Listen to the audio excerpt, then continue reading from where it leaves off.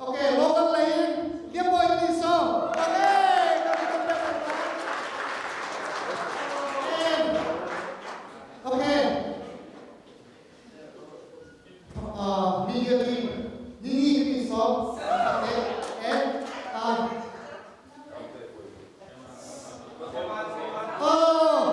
kan speaker siapa yang fadak tein? Sunga, berkait dengan siapa long ane kasar solaja, siapa orang mo? Jul pastor. Kan pastor? Okay. Lap yang dibikin lagi linta. Okay. Alright. Okay, thank you. Si music ang show ke baye, sampai nanti manusia di do de kan nama. Okay. Saya semangat. Alai apa? 1, 2, 3, 4. Okay. Round. Siapa lagi mana? Animasi siapa? Okay. Yes. Okay, ready? Can you ready? Boy, patut dengan ini ready mo? Okay. Adin juga ready mo? Ready. Ready mo?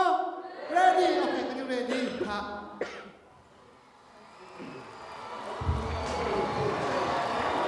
Tanda mo, tanda wen.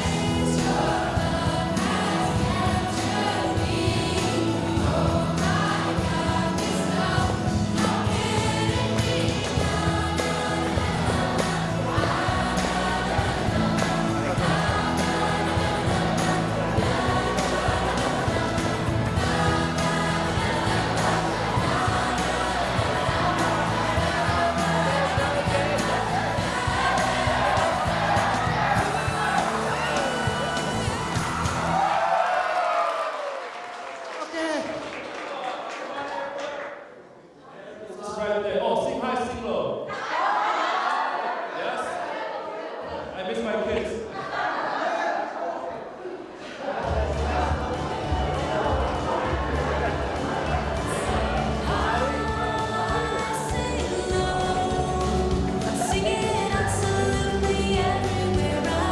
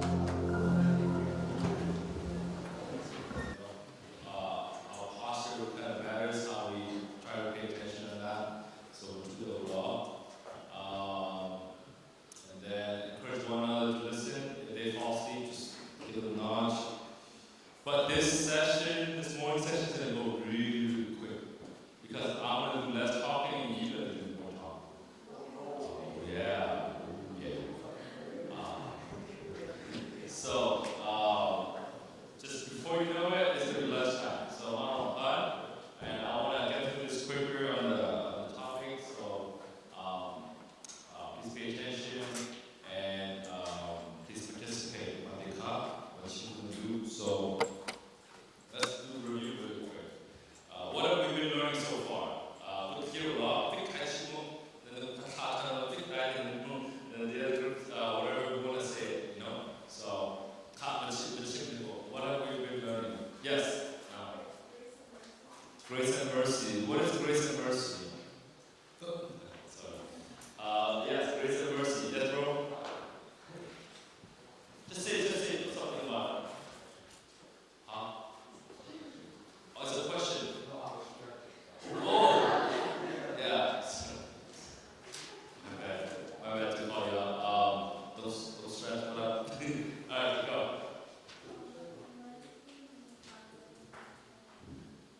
Mercy is not getting the punishment that you deserve, right? Yes. Other than that, like last night, so yes. Huh? Hell. We learned about hell. What about hell? Why did hell? Why? What's going on there? Thank you. In hell, you still have consciousness. Yes, thank you. Appreciate it. I think a lot of people that's a great. I think you both know what's wrong with you.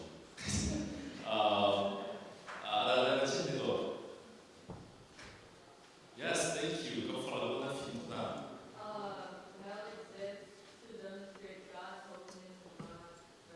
Yes, God is holy, and God also have to punish sin. He's the just God, right?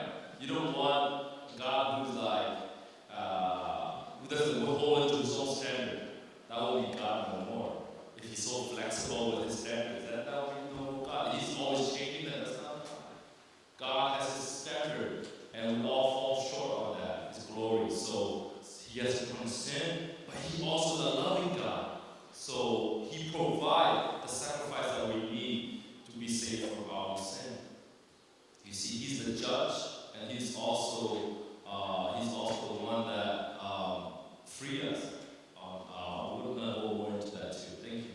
About creation, yes.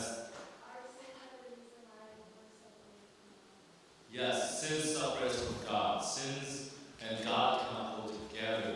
God hates sin. God hates sin. Okay? How do you hate that?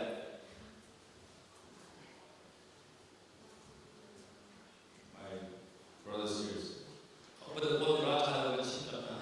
Oh. Yes. Yes, amen. Who remember about sin?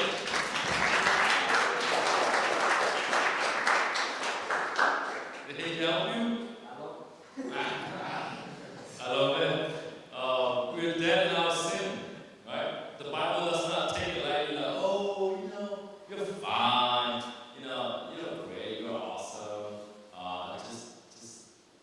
Just try to put God in this area of your life and you do great. No, the Bible says you're dead. You're dead, you have no hope until you find Christ. You have no hope.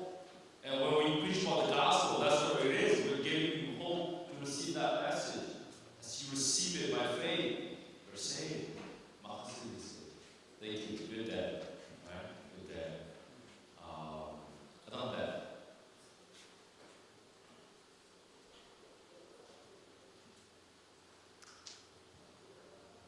Joseph? What do you mean? Just one thing. What did you do on the stage with Eve yesterday? You were farming, that's right. You guys ate the fruit, and what happened? Yeah, thank you, appreciate it. You guys were naked, but was not ashamed until sin come in, right?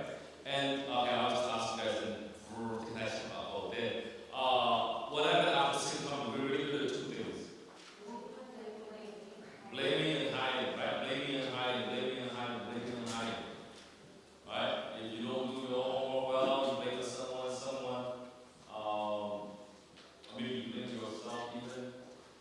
you judge yourself, and you put yourself into this thing, and you make your life just harder and harder for yourself. So Paul said this, Apostle Paul said this. He said, I don't even judge myself. Because God is the only judge. And so I don't even judge myself. But then the chance today, don't judge me, you don't know me. Well, if I really know you, you want me to judge you, right? It's like I get away with everything because nobody can judge me. No. Like, we can tell you what's right and what's wrong. So, you talk like that, your life is not going to be good. If you walk like that, your life is not going to be good. If you keep doing like that, your life is not going to be good. But don't judge me, no. You see, okay, let me go into it, right?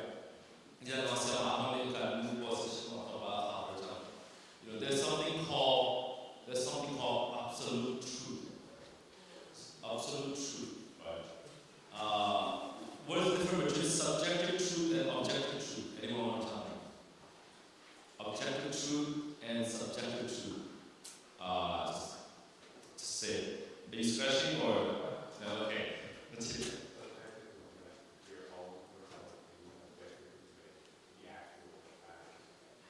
Thank you. Remember that, that's it.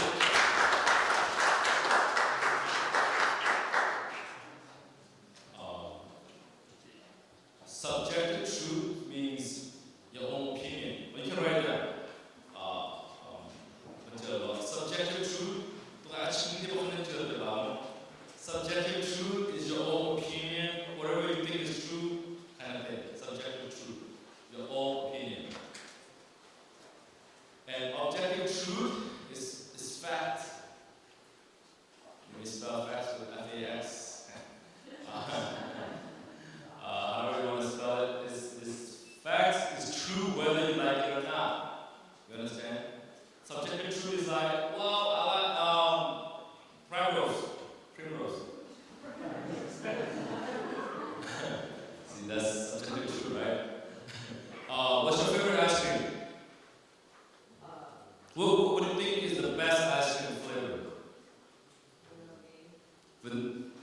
Vanilla bean? Who disagree? I disagree too. Joseph, drummer Joseph. What do you think is the best ice cream? Oreo. Who agree? Who disagree? Absolutely, I disagree with this. Yucky. Okay. How about you? Not that. You just don't like Oreo? You like it too? You guys in the great club. You see, subjective truth is like that, right? I like pink color, I like black color, or like whatever you like, and you like BTS, you like Blackpink, whatever other color you like. You can go on and on. And it's like, okay, I'm glad that works for you. That's subjective truth. Objective truth though. Let's say, what's the color of this cover here, the Bible? Black, right? Is it different? Do they call it differently in Burma? Is it still black, right? It's not pink in Burma, is it? If I take it to the moon, does it become white? No, it will still be black, isn't it? You see, objective truth means what? It's true no matter in location, time, doesn't matter. People group, it doesn't matter. When you go there, it's still black, it's black. Right? White is white, and there are many other objective truths. And what the most objective truth that we're talking about here is God. But this day and age, everyone treat all the truth as subjective truth. But you know, if you guys in high school and middle school too, you know that. Well, if it's true for you, you like to celebrate Christmas, go for it. It's your truth, not mine. And don't even try to tell me about Jesus Christ, because that's not my truth. It's your truth. Stay in your lane. You see? Now we go into this, gender and sexuality issue too.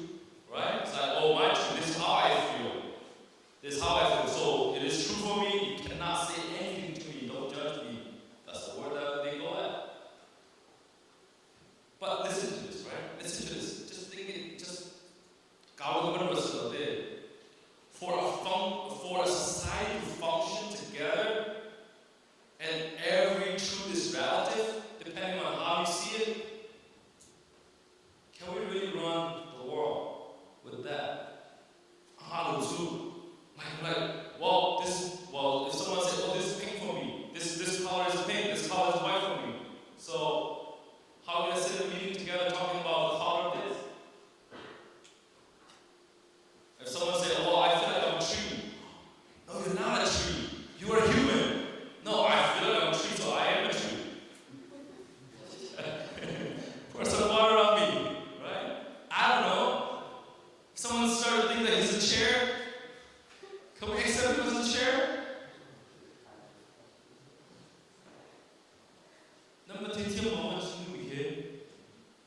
There has to be absolute truth that unites us and tell us this is life.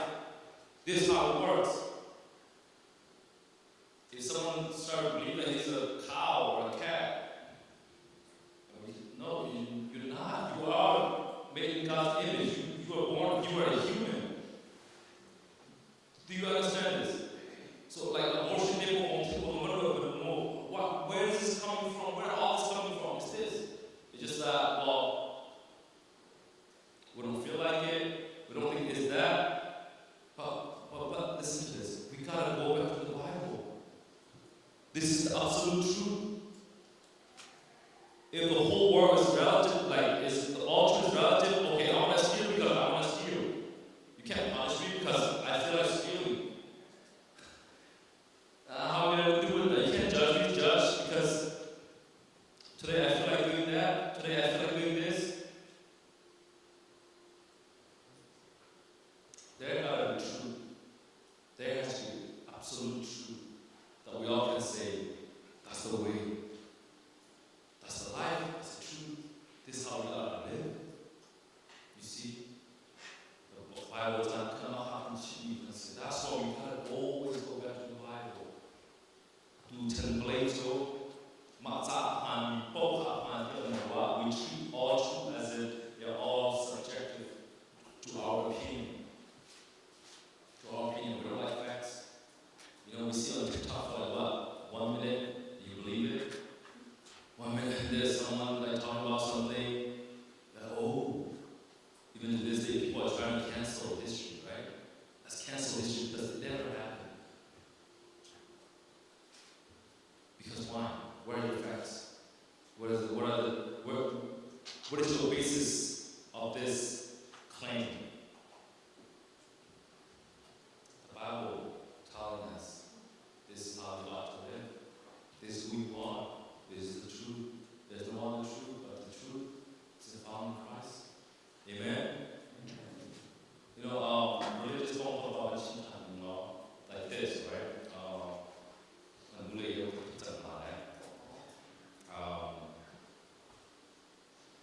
I don't know their names, so God only knows it. And so,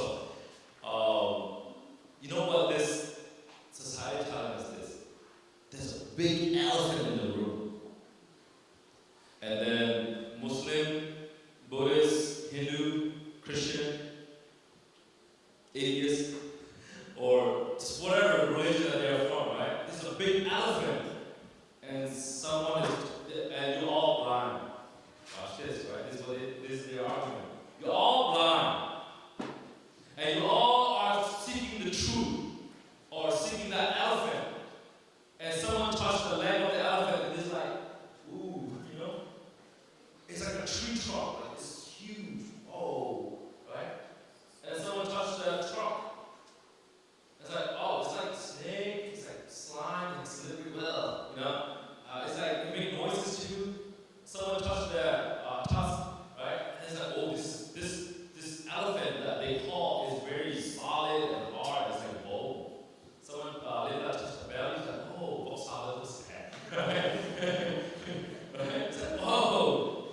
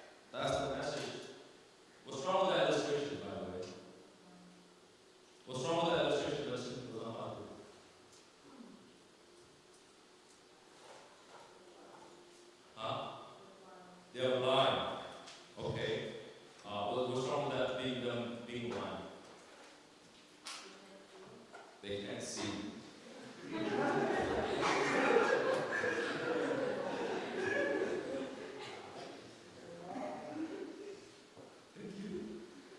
So yes, you're right. They're blind in that illustration. All religions seem to be blind. I love that one.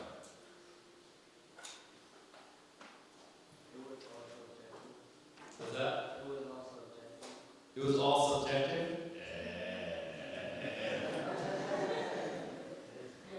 But a few that we love it. It's so smart. Thank you. Like it's all about subjective truth, right? That they're talking about here. In that illustration, there's no objective truth. Okay, but cut the illustration. What's wrong with that illustration? But trust me, you're gonna face friends. They're gonna say, "Oh well, coexist, right? We all should coexist. We all should kind of celebrate each other and come to this, come to do that." And why Christians are so narrow-minded? That's usually what you hear. Are we? So tell me, what's wrong with that illustration? One more thing. What blind function and then subjective function. Anyone else? Come on, DC people, married people. Yes. Is that a question? They can't see the whole picture? Okay, because they're a lot. Yes. You're stretching again. Stop stretching.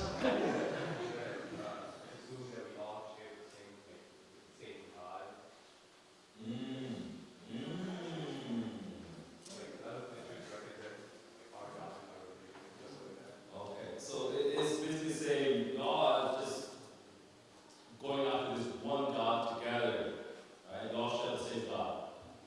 Most people really hate that. You know? Christians don't agree as much as all the other religions don't agree.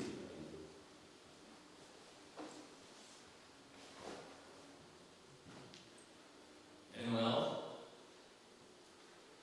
Okay. Wow. In that illustration,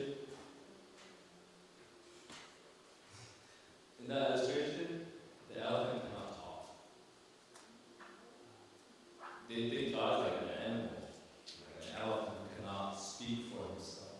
You understand? But you and I must know that there's a God. He's going to communicate with us with truth. Amen? See, elephant cannot talk, but God can talk. And God can work miracles and do things for His glory. Like what we just learned about Thanksgiving. You gotta remember. God tells us to remember what I've done for you. Remember. God is a God who speaks. Amen? Tell your neighbor, God is a God who speaks. Tell the other neighbor, God is a God who speaks.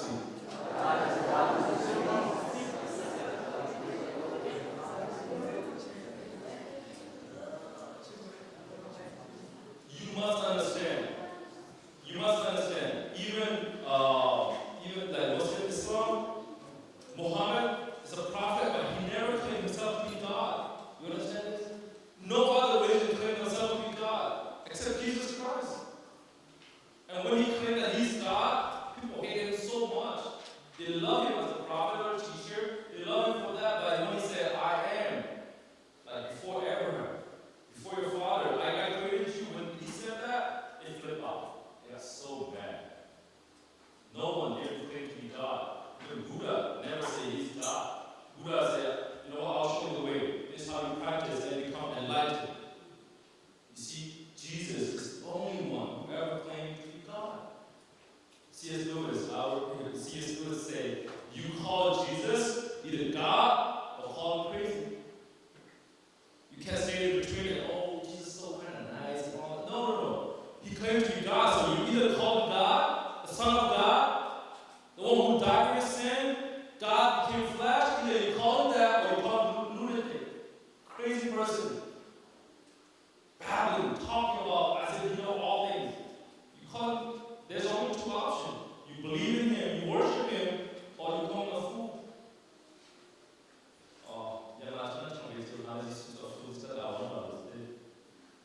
You see, as long as you reject him, that's what you're doing. You sound crazy, Jesus. I want to live my life. I don't want to keep you control my life.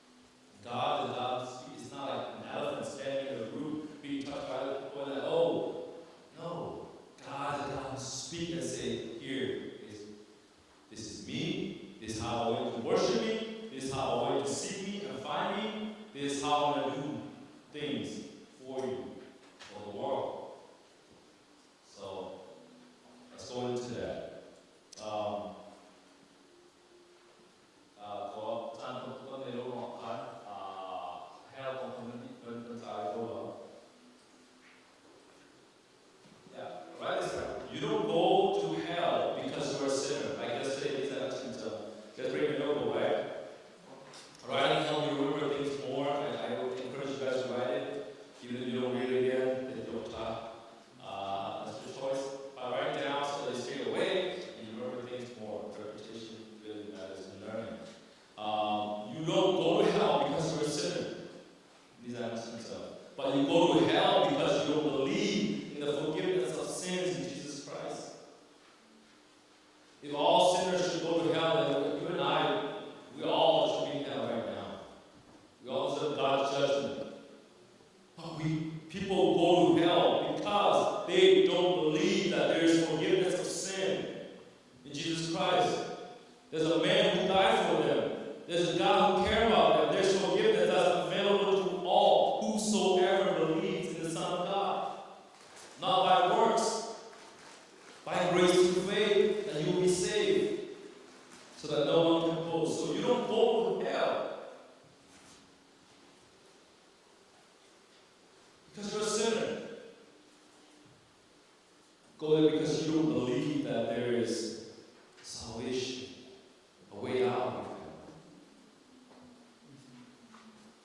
And you may say, Stella, I don't know how many of you guys actually read and finish the Bible, the whole Bible. You may say, well, some people argue this, right? The Old Testament, the New Testament,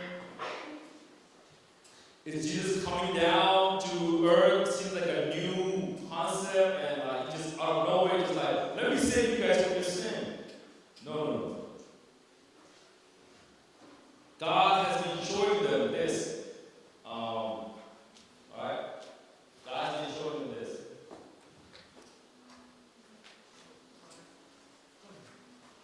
God gave Israelites a sacrificial system where blameless animals have to die for their sin. Once a year, the priest will pray. People will bring their goats, blameless goat, right? Come here. Who wanted to go? Like greatest of all time? Oh, what? I didn't go up. So, you know what? You need a sinner, you need to go. Yeah, go ahead. What does the goat say? Bad? What kind of goat you been? So he bring a goat, right? I did a goat come and give us. And he bring a goat, right? Come here. Right? So the high priest will have to do this, guys. Listen, watch this.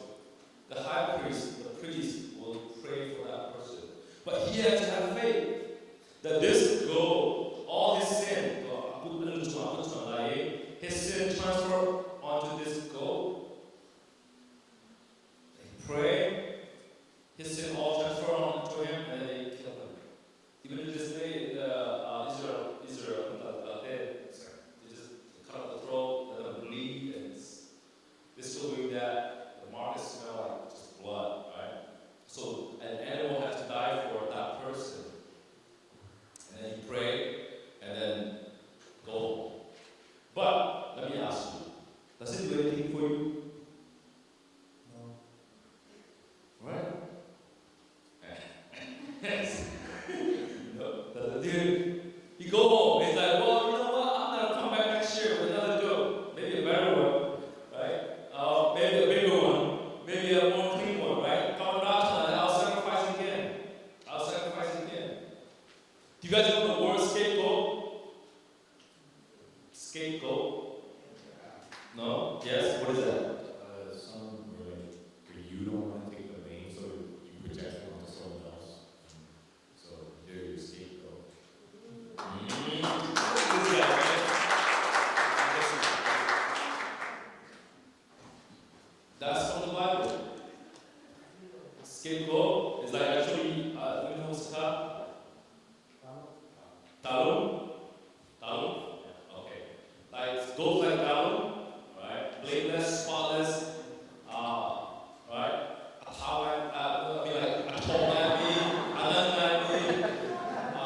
tasty sorry,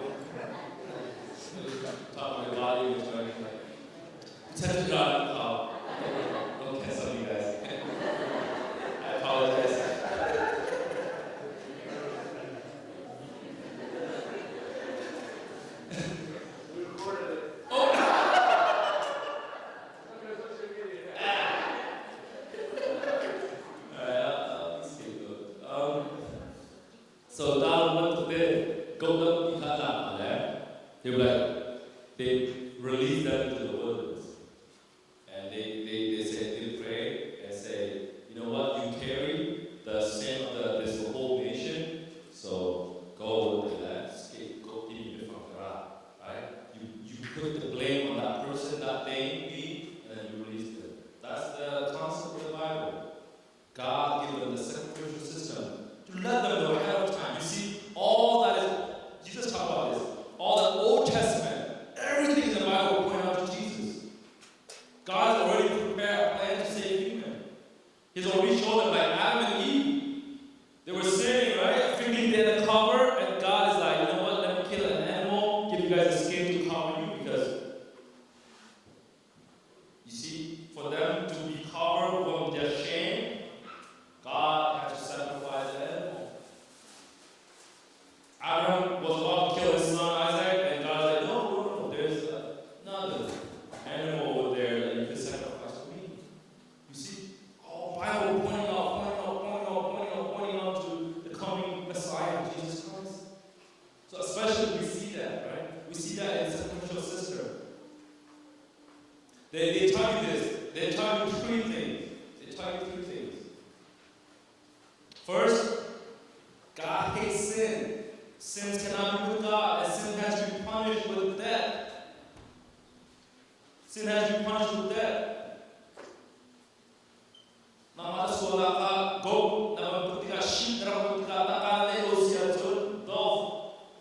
Blood has to be spilled. Sin has to be punished with death. Sin is, God doesn't take it lightly. He takes it very seriously. In the Old Testament, the Ark of the Covenant was stolen by enemies, so they went and retrieved that Ark of the Covenant, but God gave them specific instructions saying, this is how you should carry my Ark of the Covenant. This is how you should do it. You cannot carry with an animal. You cannot touch it. But you see,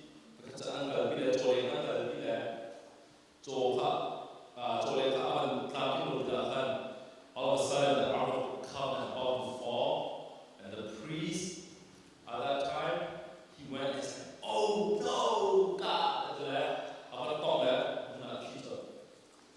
you see, God is a holy God. Sin has to be punished with death. God doesn't take sin lightly. He's not like an elephant who cannot speak. He's a personal God who speaks to this day. And by showing us the sacrificial system, God is saying someone else can die on your behalf. Someone else can, or something else can die on your behalf. It's gold, the sheep, corn, little things. But this, they can take your sin, they can be the scapegoat, and they can die on your behalf.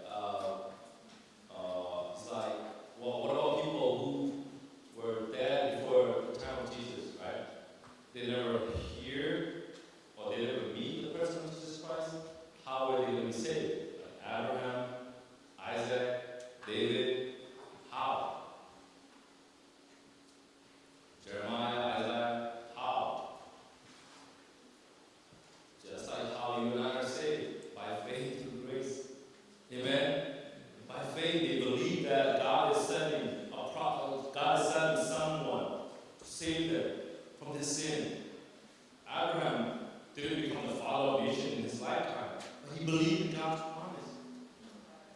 David believed that he could have a descendant who's going to save his nation. So he believed, they all believed, they have faith in the promise of God that is coming. So just like how you and I saved in the Son of Jesus Christ, who was died for us on the cross, just like that, we believe in the past and believe in the future that is God's grace is coming to save them. Amen? But Israelites, they thought it was like, a political king or some sort. But they didn't realize that their biggest problem was sin. Last time I was on they thought their biggest problem was Romans. They thought their biggest problem was political systems. You see? They thought their biggest problem was food and these things that they have to worry about their nations. No, God is like, no, your biggest problem is sin. I'm going to deal with that. So he came to fulfill the law. He came to become ultimate sacrifice. God will go that they right? Thousands of animals getting killed each year. But he became the ultimate sacrifice. No one has to die on anyone's behalf. So I talked about grace last night. And earn kindness, merited favor is a gift. This Bible verse, you gotta remember this in your life.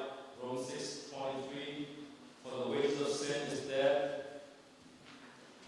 The wages of sin is death. So the free gift of God is eternal life in Christ Jesus our Lord. It's a free gift. It's a free gift. It's a free gift. The only thing that you work for, God you, is death. But the free gift of God is eternal life in Christ Jesus our Lord.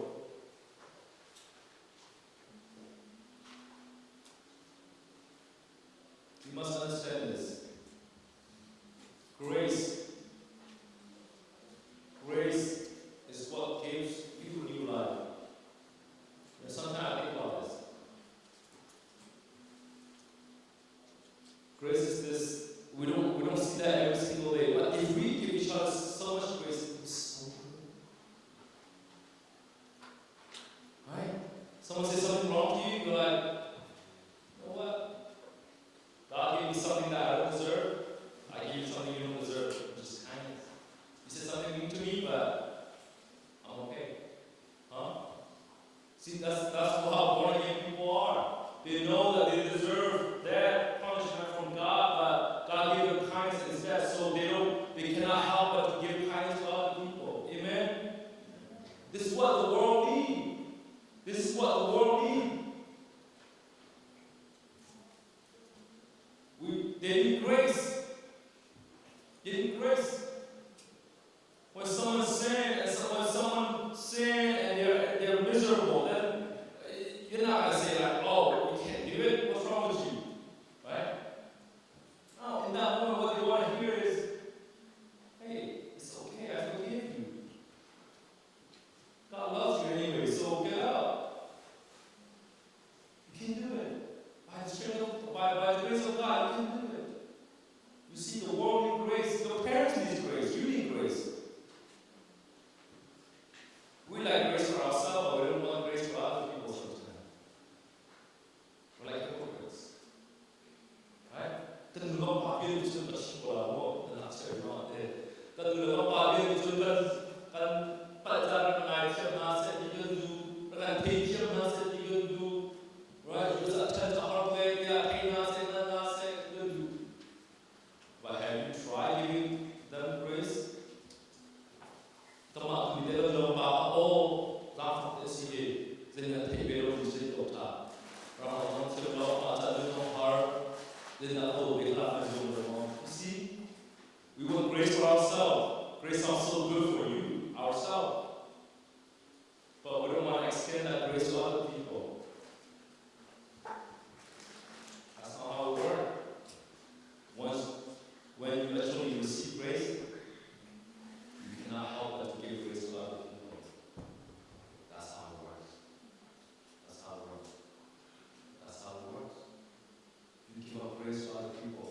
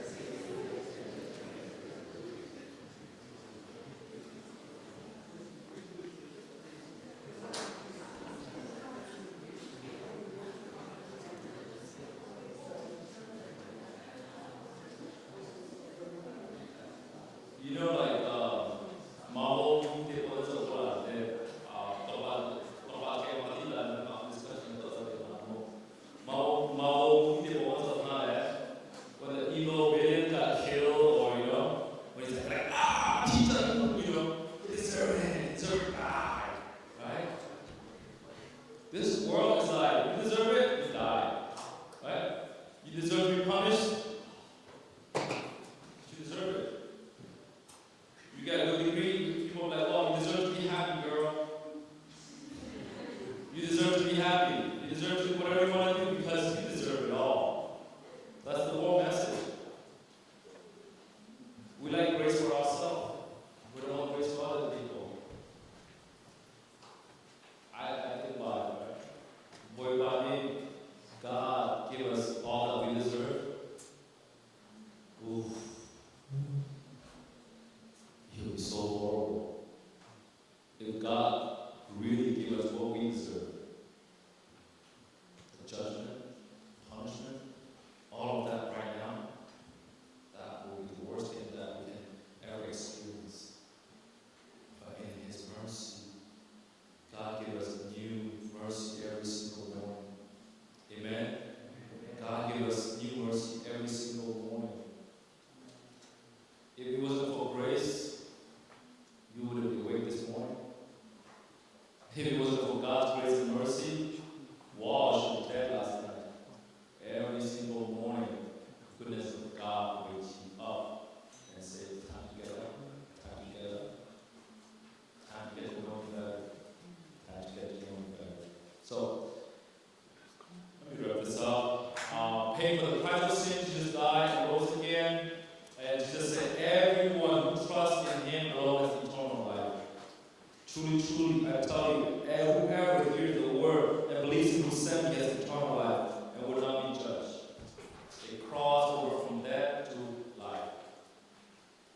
And eternal life is a free gift given to us by God through faith alone, not by any kind of our good deeds, good works. Write this down. Eternal life is not achieved, but received. Eternal life. All the other religions are telling them, yo, you gotta do this right, you gotta do this right, you gotta do this right to achieve eternal life. But the Bible said, no. It has already been done. It's not, you cannot achieve with your works. You gotta receive it through faith. Simply receiving, saying, God, you've done it for me, I believe. It's not a matter of trying or trusting. It's not a matter of trying. It's not a matter of trying. You see, I do this kind of telling you guys, well, go home and do this 10 things to be a Christian. Do this right, do this right, do this right, and you can be a Christian. This is how you fight sin, this is how you do things, this is how you involve in church, this is how you become a true believer. There's so many steps that we couldn't talk about, and maybe some teacher or preacher probably tell you guys that. Try harder. Don't be sorry, be better. That's the message that sometimes we seem to send unintentionally. But to get salvation, to receive salvation, you cannot achieve it at all, no matter how much you try. It's a matter of trusting. Trusting God and His promise. God and His promise. God and His promise. And so, it's not a matter of trying but trusting. I'm trying but it's not working. PowerPoint. I'll find the next one. I need to trust in me. There you go.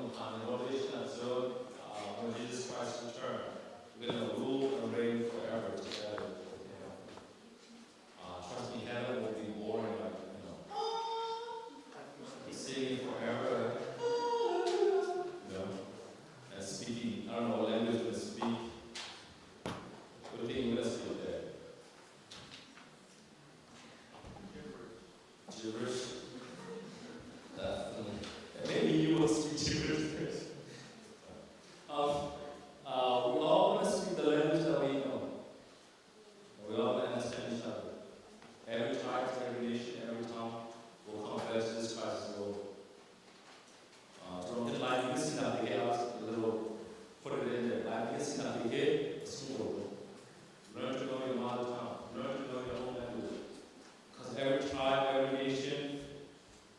You know what? All cultures come from God. They all belong to God. So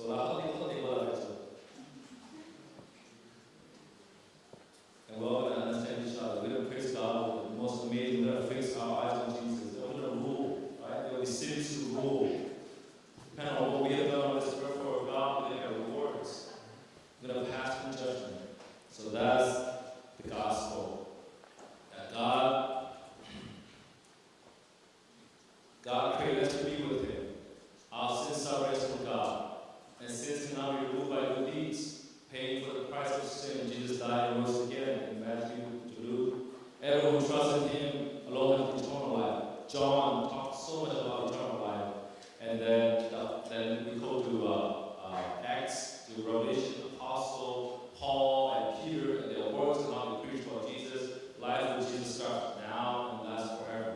They were willing to die for Jesus because they know there's eternal life that they have been given. So that's like a very short form of the gospel. So what I want to do, have you guys do as you take your break together, is this. In the very beginning of the lesson, I told you guys, what is the gospel to you, right? And you're like, well, it's the word of God, or good news, and she go, When I was in seminary school, the professor made us write this in 7 words, even shorter, and it was tough. See, I want you guys to do this, okay? Instruction is this. Take a break, go to the bathroom, use the bathroom, come back together in your group, maybe make a circle if you want, and together talk about what the gospel means to you in 10 words. And each group will come with just one sentence. And then you're going to give that sentence, you're going to write it down, and come to me first and say, hey, one person from the group can come and talk to me. Our group come up with this 10 words, what do you think? And I'll be like, yeah. I'll be like, oh, that's good, you know. And if I say, yeah, you can go back and over to the group and be creative. If someone would ask you in your school and you don't have much time in 1 minute, how would you explain the gospel to that person, right? So here are some that came to my mind in 10 words, right? 10 words, right? Jesus Christ came down to save. So Jesus He came down and save sinners from our condemnation, which is hell or punishment. You see? Or it can be a little bit shorter and make it more memorable. You can say something like, God made us, sins ruin us, but Jesus saved us. Kingdom. Right? So it's 10 words. So you see the thing of creation, there's sin that comes ruining us, and Jesus saving us. You know, it can be simple, be creative, and we're going to vote. We're going to vote the best group, and there will be rewards in heaven. Aaron probably arranged that. New more power, opinion is all. I want to see that too, you know. So take a break by 10. Spend 10 words in 10 minutes. It's break break If you have to use the bathroom, go use the bathroom, but sit together in the group. All right, guys. Just listen real quick. There's coffee. Which group do you think is going to win? Like, no matter what this is.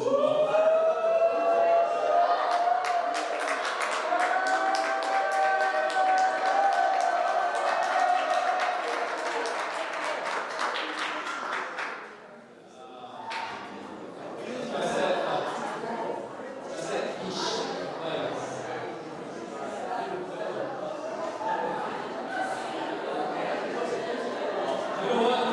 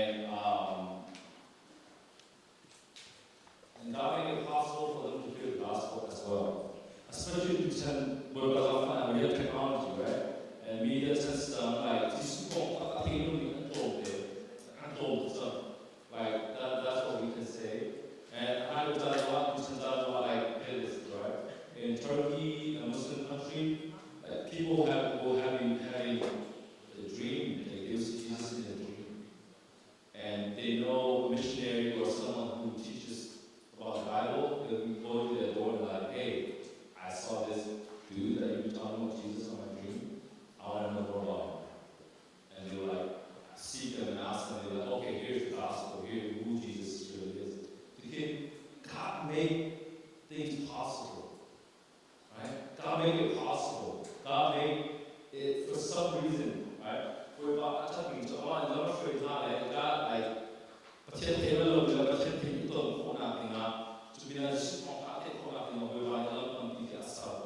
so like they will hear the gospel, and it's about whether you believe it or not. But until they'll see God and God will find. God. Like for me, I'll say this, right? I grew up in church, I thought I was a Christian, and I went to this particular university church, university campus ministry, and I ended up being there for like 4 years, and then 4th year from right? But if I didn't go to that college, would I hear the gospel and would I change? I don't know. But the fact that I went there, the fact that the gospel was preached, the church was really there to really guide us into the gospel and help us understand. It was there. It was all in God's plan, because I'm fine at the city. So yes, there are people who doesn't hear the gospel. That's what God is sending us, so that they may hear the gospel. And also with this day and age with technology, God is sending people. Like think about it. Who were in Shin, missionary in Shin? I know you guys don't understand this. Missionary. Laita, mission to Amunasi. Mission to Osatumi. Yes. Samuel Luba, is that your name? Is that your grandparents? Parsons. Huh?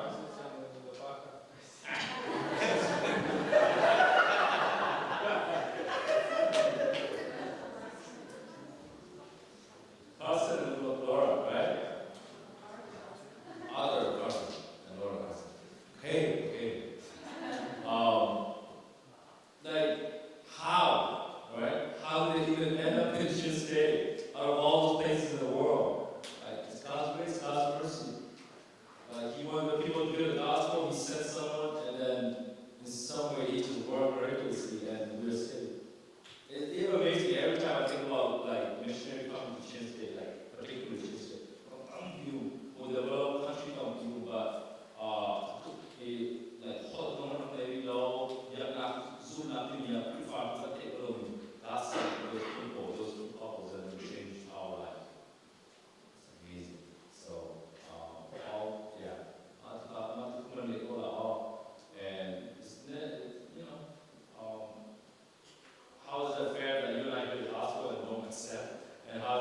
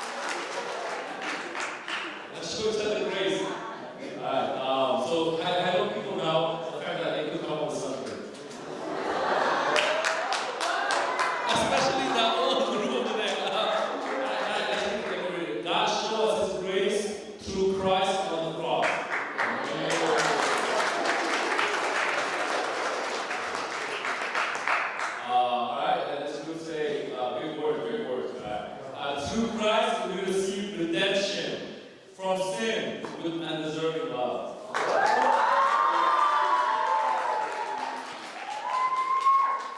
I think you can tell by how loud they got. Okay. And then there's another group saying, "Sin made dead, love made us alive through Christ." Okay, love came down. Love came down. There you go.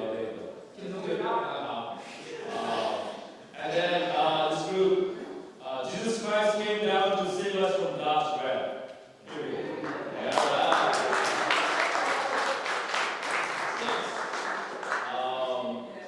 And this group said, God sent His Son, Jesus Christ, for our eternal life.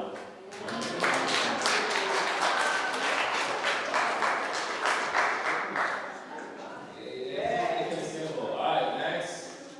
Is it next? Go up. Let me see what was the previous one. Next. God sent His only Son to save us from sin.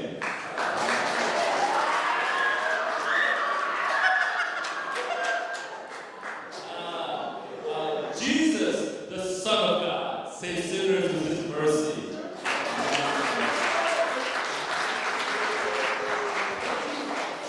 Next.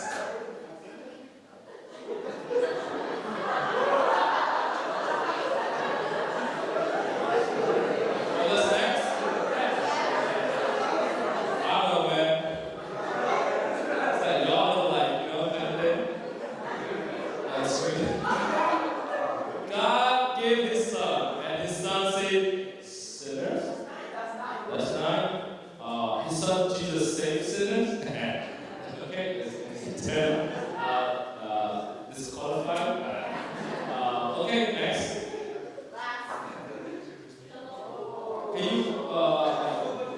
Can you put sinners here at the end of the law? Yeah. From shalom to decay, death to life, sinners to saints.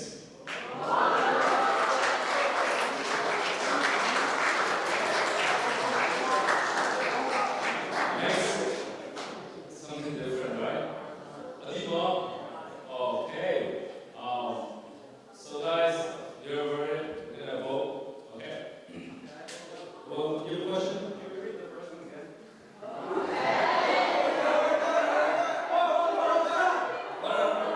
We're gonna go over each again.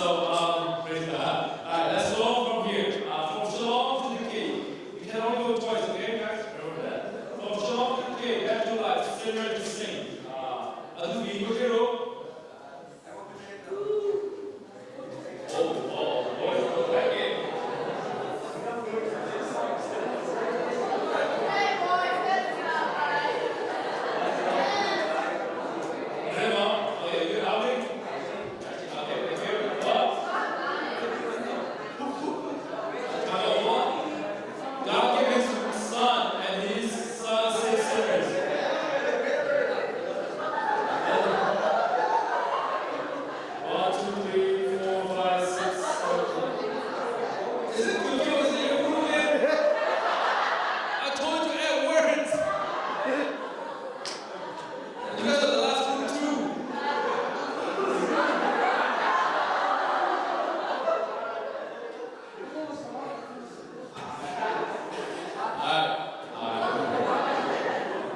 Go up. Next group. Jesus, the Son of God, saves sinners with His mercy.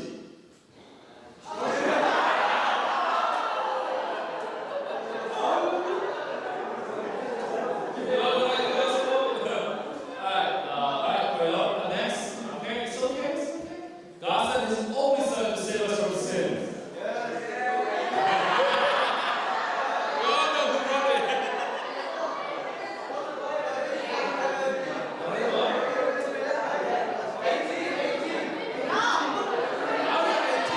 Put your hands up. One, right? 2, 3, 4, 5.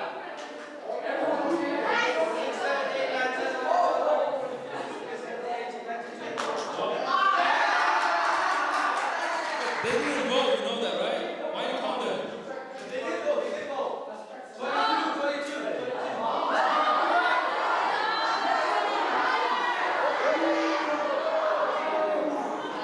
Wait.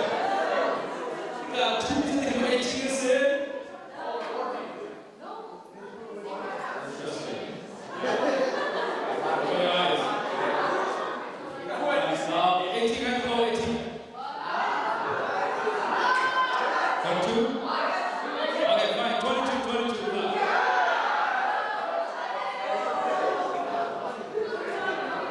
That's 22 there. Voting throughout here. Very common in this area. Alright, God sent His Son, Jesus Christ, for our eternal life. Stand up, Oh, okay. Set up to vote. Set up for what you think is good. Keith, vamos a la new there. Two. Alright, next. Jesus Christ came down to save us from God's wrath. Stand up to vote.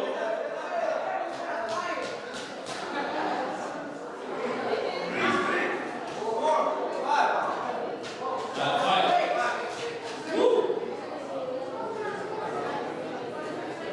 Alright. Sin made death.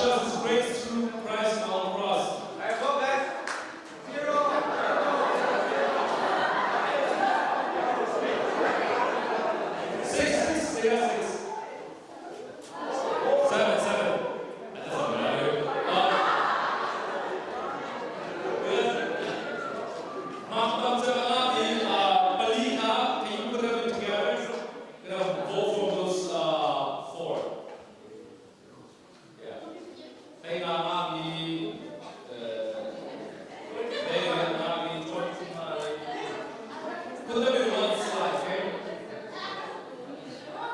Now, love and I want to vote. Make sense?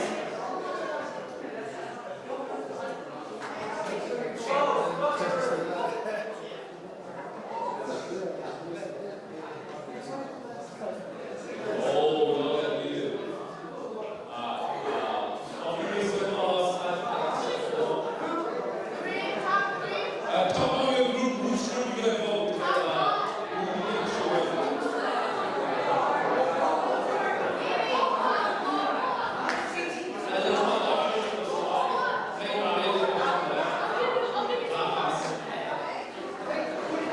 Talk to each other. Which one sounds best?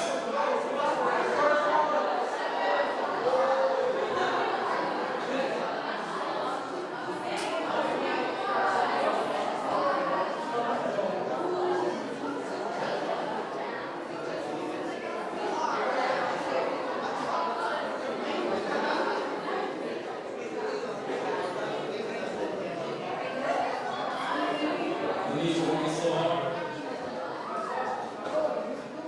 All right. Yeah, four's good. Let's hear it for Mimi, guys.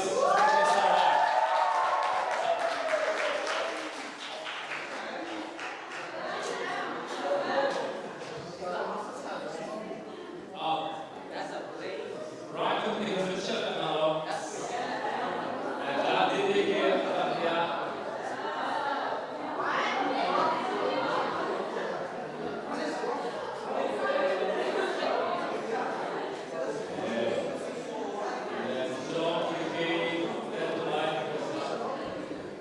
Okay, guys, let's take that over there. Y'all know what it is. Let me read it. So you can see, you cannot have me on your like listen to the gospel and this could really summarize it, right? So then go upstairs. So he said, first said, but look, who saved us from our sins? God did. Second,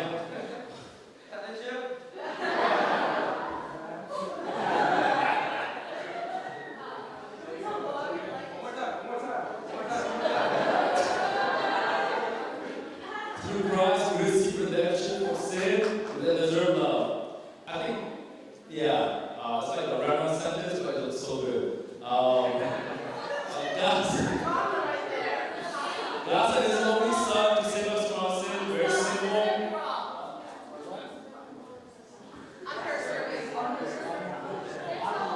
Undeserving, yeah. Oh, undeserving. Yeah, I don't know. Undeserving love. God sent His Son to save us from our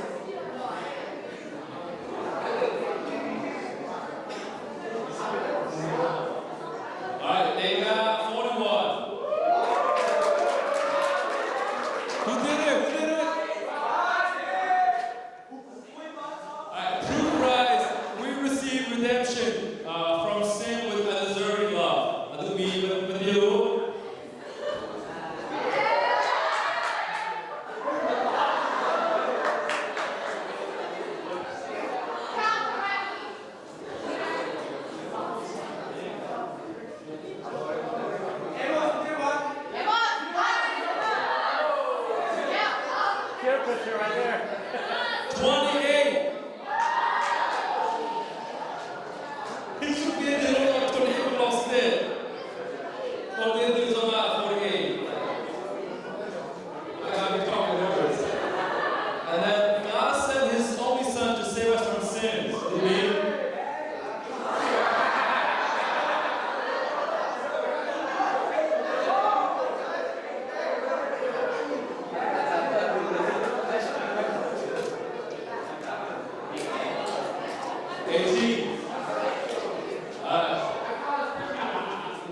From Shalom to the grave, there's your life. Send it to saints.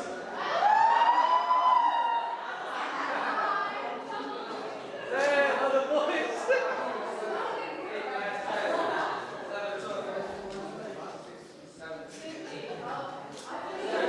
Alright, 17. Thank you. And the winner is Malone.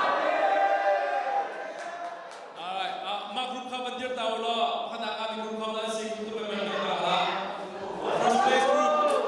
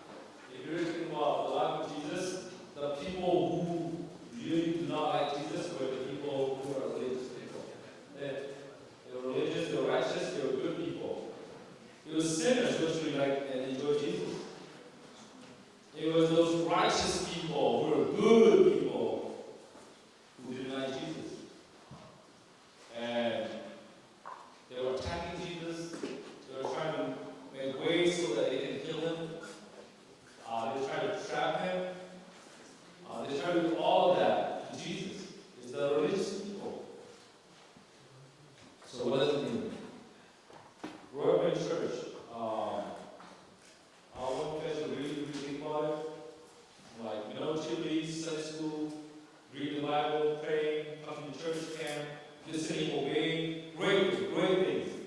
But if you have been doing that with the mindset of being religious, then you have been doing it wrong. The gospel mindset, what does it look like? If you really understand the gospel and what God has to offer to us, then you will, let's compare it and let's see it. Hopefully, some of you will realize that you have been growing up with a religious mindset. And some of you will realize that, oh, my mindset has been transformed by the gospel, by God's grace, so this is good, right?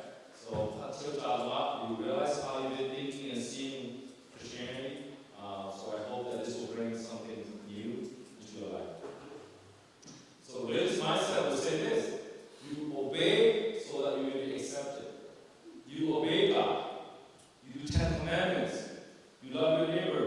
You love God, so that you will be accepted. That's religious mindset. You do this, you do that to be accepted by God. But gospel, what we've been talking about for yesterday and today, is that you are accepted already. You are loved already. So you obey. You see, you cannot flip it all the other way around. If you think about it, if you have to obey to be accepted, so many things that you have to obey to get it right. And one thing that you get it wrong, you will not be accepted. But gospel is saying, no, you are already accepted by God in Son Jesus Christ by faith through grace. So, live in a way that you obey God. There's more freedom in there. There's more about you're already accepted. You have this freedom as you come in to obey God. It's not like you have to be afraid. This next thing that I will go into. Religious mindset, motivation is based on fear and insecurity. Sometimes, even pastors or evangelists, they use this fear to really get you to obey and be a Christian, I don't like that, that's not good. So grace in their message sometimes. It's about fear, getting you to fear God, fear this and fear that, and then they get you to worship God. No, that's not how it works. Gospel mindset is that it's based on joy. You're basing on joy. By the way, this charge is from Tim Keller, the pastor that I really admire from New York. So, original photo, he broke it down and it's so nice. And so, motivation from the gospel mindset is that you actually enjoy it. But religious mindset is like, well, if I do this wrong, will God punish me? I don't know, have you guys ever thought about this? Your parents give you money for or right? And then you go to Sunday school class and you forgot to give it to the offering. And you're like, oh shoot, this week is going to be bad. God is going to get me. My grades are going to suffer. I'm going to get sick. And I'm going to be miserable, right? Okay, you're going to go that kid, you just start basing on fear. Even the toll that you give, you're like, I don't put it in there. God will not bless me. God will love me. That kind of mindset. You guys know what I mean by that? Right?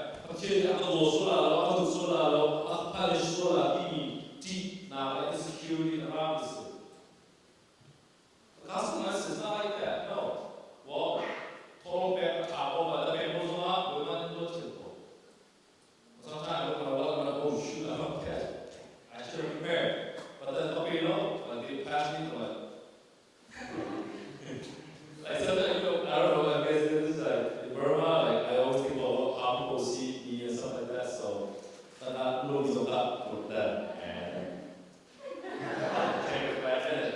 And drop it, right? And it's like, oh, I put it, it's something like that.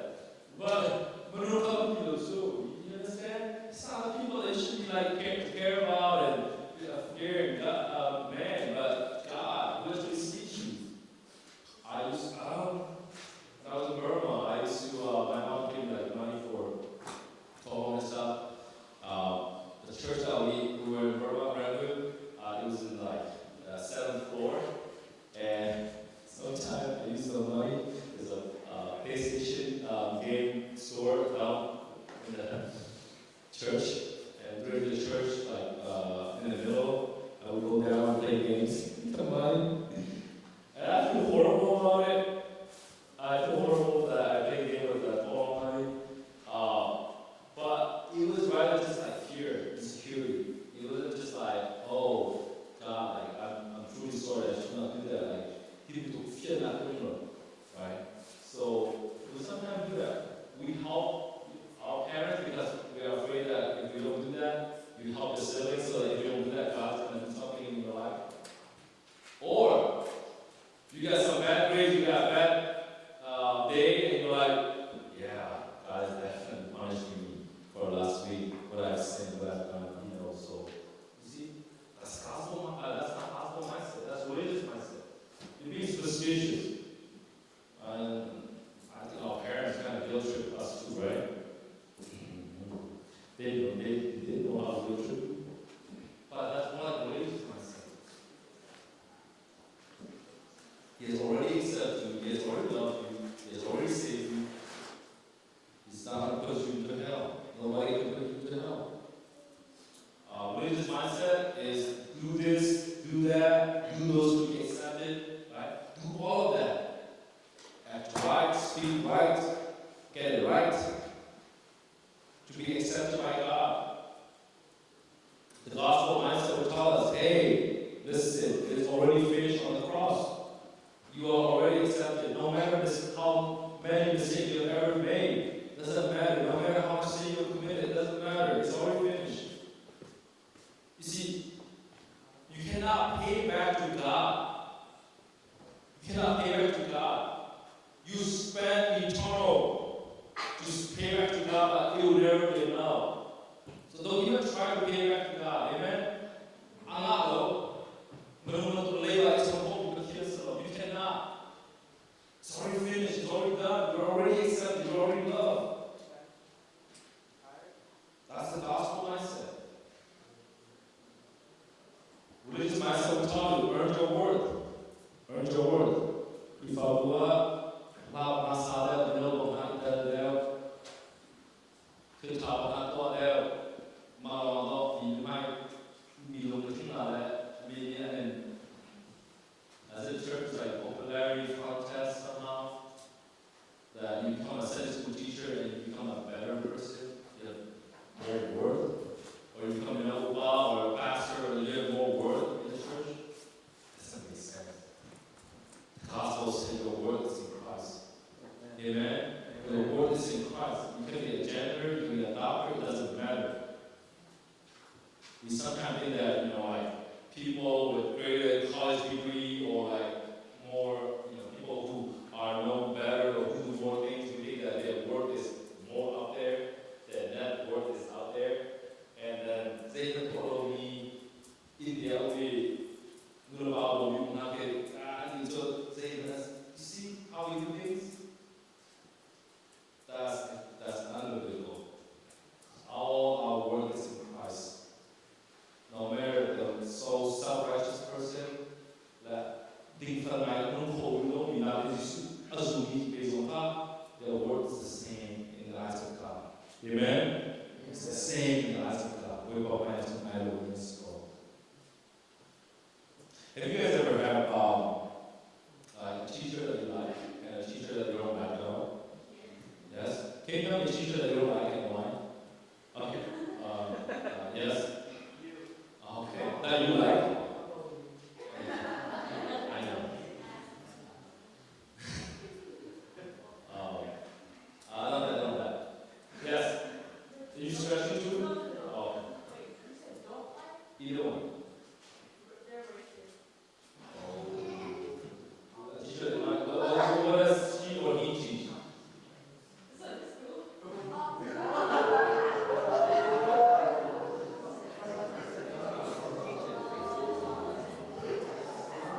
Hey, you know what I say? Give that a place. Give that a place. Other than that, like this place, I don't know if I did, but okay. Other than that, from your school. The school doesn't know a lot.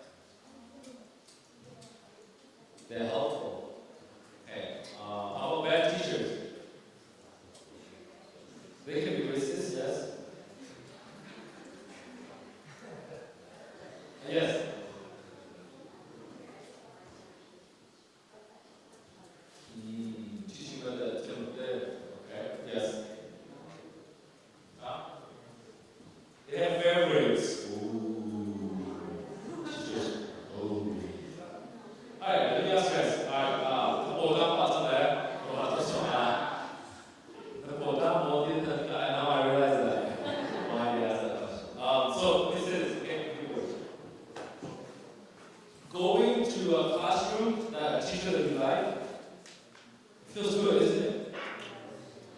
But that one particular teacher or two, they don't like going through their classes like it's miserable. There. You don't know, you don't want to go there, you could skip class or school, it would be nice, right? It's like, what I'm trying to say is this. We don't go to God, we don't go to God with fear or that we don't like it, but we go like where we have a good teacher who cares for us, who understands us, who really know about us. Like that's what God is, right? So I'm not going to join you, I'm not going to take that. So we go with joy, not with fear. And bad teacher make you always feel like insecure, that you don't know enough, that you never be good enough. You see? That's more like religious mindset. Anyways, your worth is in Christ. Your worth is in Christ. Your worth is in Christ. Religious mindset says change yourself and then come. Change yourself first and then come. Right?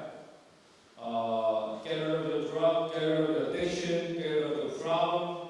Change yourself first and then clean yourself up and then come. And then God's mindset says, come as you are. And God's love will change you. Come as you are to God. We were to do a thing first to come to God. But as you understand His love, His grace, His mercy, that actually change you. You see, sometimes we think that people go to God and like try harder and try harder and try harder to change themselves. No. You simply swim in the grace of God. You simply drink that living water, and that starts to change you. We think that going to church is like making yourself better and like just getting yourself better. You don't know what to do. A religious mindset, that's what it is. Change yourself and then come. Sometimes, no, we are really bad people. We found two people, okay? When people have bad reputation, we don't want to talk to them. We don't want to associate with them. As if they need to change first to be in Sunday school class or be, we're hypocrites. See how you are saved by grace. How can they be saved? They can be saved by grace.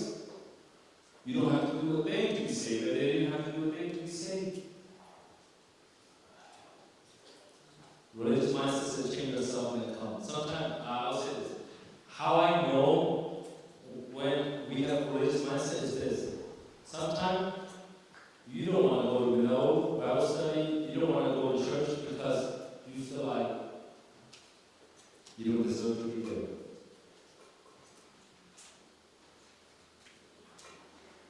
You feel like you don't deserve to be going out to the worship team or singing worship songs. Or even like being a Sunday school teacher, you feel like you don't deserve to be there. You see that? That's religious mindset working in our heart, Satan telling us. Then let me ask you, when did you ever deserve to be worshiping God? When did you ever deserve to be a worship leader? When did you ever deserve to be a Sunday school teacher? No, it's all by the grace of God. Amen? We never deserve it. Even me standing up here, I don't deserve it. No, yes, but I look like Christ. And what He has done, my work is in Christ. Not what I can do or what I can perform, what I can teach. No, all our work is in Christ. Amen? If that religious mindset starts seeping into your life, just say no. I'm sick, I'm a sinner, I sin, I mess up, that's why I need to go to church. Amen? I don't care what you think, I care, but I don't care what you do on Saturday night. But go back to church on Sunday morning. Even if you don't get your acts right, just worship God. Let that worship change you. Listen to the Word of God. Let the Word of God change you. You see, that religious mindset is that Friday night, but I don't want to go to church. You start going further and further and further and further away from God. A preacher once said,